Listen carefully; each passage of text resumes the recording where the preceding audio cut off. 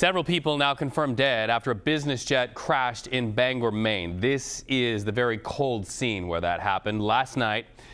It happened as that deadly winter storm battered New England with snow and wind. So CBS News Shanelle Kaul is watching this one closely. Shanelle, a lot of people will wonder how that jet was even able or given permission to take off and fly in this weather.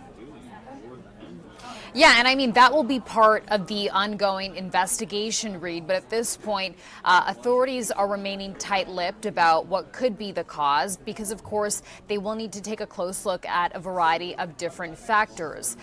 They're saying that there were 8 people on board this plane at a news conference this morning, the FAA confirming this.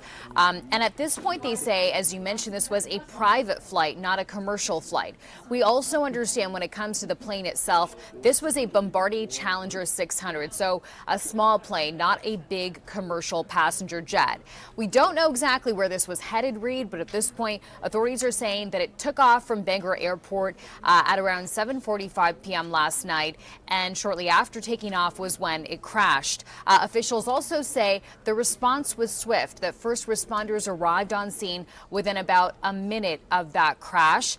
And as for cause, as I noted, it is obviously too early for them to say definitively that it was weather, but we do know that we were in the middle of this massive winter storm moving across the country yesterday, and of course also impacting conditions in Maine. In fact, some local forecasters were reporting this morning that it was snowing when this plane took off. So there was a reporter who asked about this during that press conference this morning. Let's take a listen. Did weather impact any operations at all last night, whether the cold or the snow?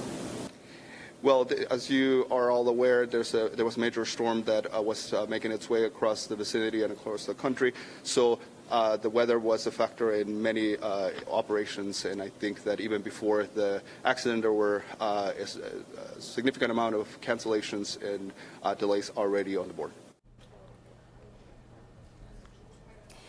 And so at this point, here's what's happening on the ground. That plane is still there on the tarmac. Authorities are saying that the NTSB and the FAA is sending local crews to the scene of this crash to assess the damage and to begin their investigation. They will be taking over the investigation once they arrive.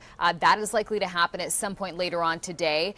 The airport there has also been shut down, Reed, and officials are saying it will remain shut down until at least Wednesday.